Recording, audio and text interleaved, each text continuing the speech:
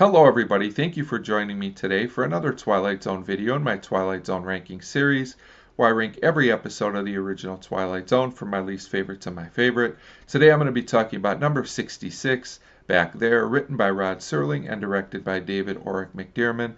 This is a season 2 episode, and as always there will be spoilers.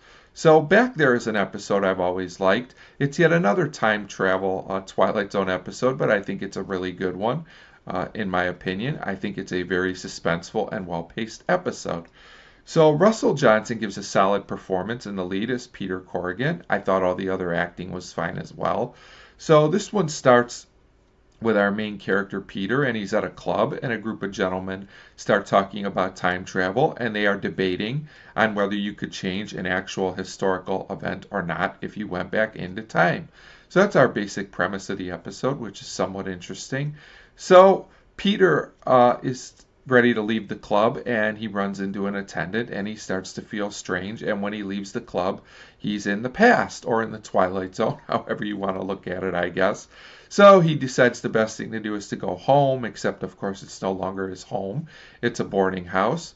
So after a bit, he figures out what's going on, and he realizes he has traveled back to the day that President Lincoln will be killed.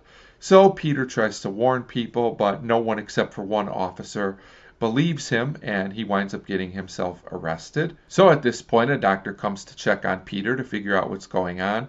But of course, it's not really a doctor. It's really John Wilkes Booth, the man who will shoot the president.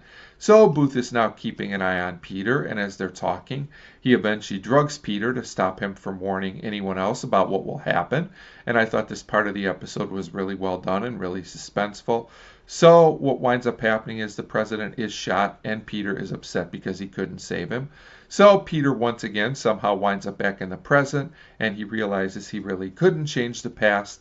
But the attendant he bumped into now has a lot of money that he inherited from the officer who believed Peter and therefore predicted what was going to happen.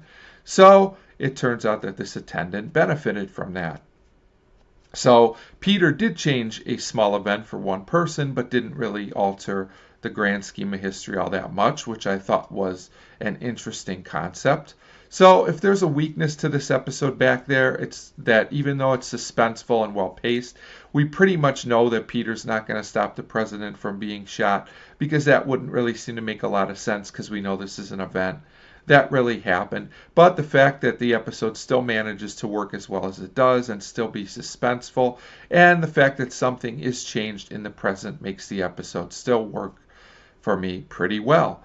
So overall, Back There is a very well acted, suspenseful episode. I think the direction is pretty solid as well, and Jerry Goldsmith's score is among Twilight Zone's best in my opinion.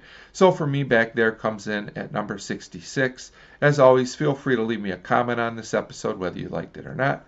Thanks for your support, and thanks for watching.